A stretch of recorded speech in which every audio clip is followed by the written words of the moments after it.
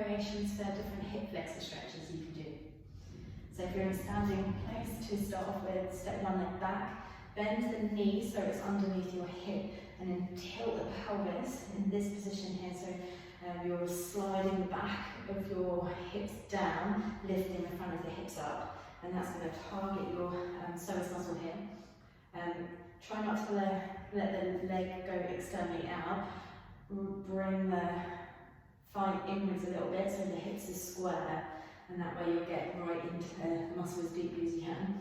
You can drop the knee to the ground, and then shift the shoulders back so it stacks over that knee, and do the same thing. Doesn't really matter where this one is, it's just here for stability, so the foot can be way far in front of the knee if need be.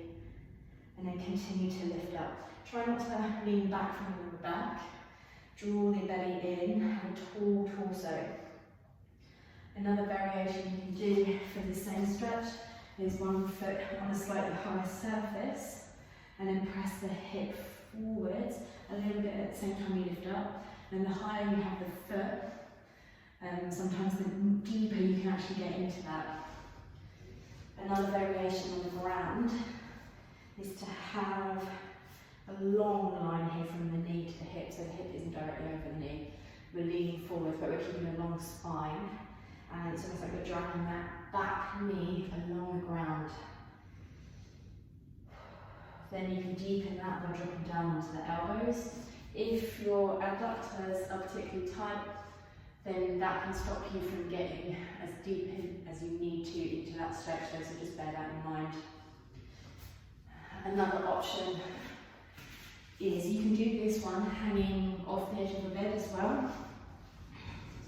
But if you have something like a foam roller or a block or a couple of books or something, place that underneath the top of your pelvis, so it doesn't touch your lower back at all, so we don't want to avoid the spine. Make sure it feels comfortable. If it doesn't feel comfortable, then it's in the wrong place. One leg straightens out, and then you draw the knee into the chest of the other leg. So here is the hip flexor that you're stretching.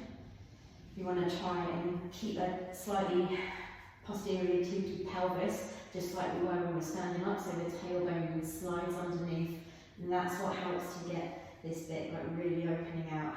The more you pull this knee in, the more that tilts the pelvis. Then think about reaching that leg out along the ground.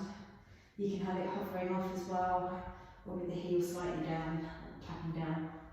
So this is the bit that you can do hanging off the edge of the bed. You just want to make sure that your pelvis isn't too far onto the bed, that it stops you from dangling your thigh off of it at a deep enough angle.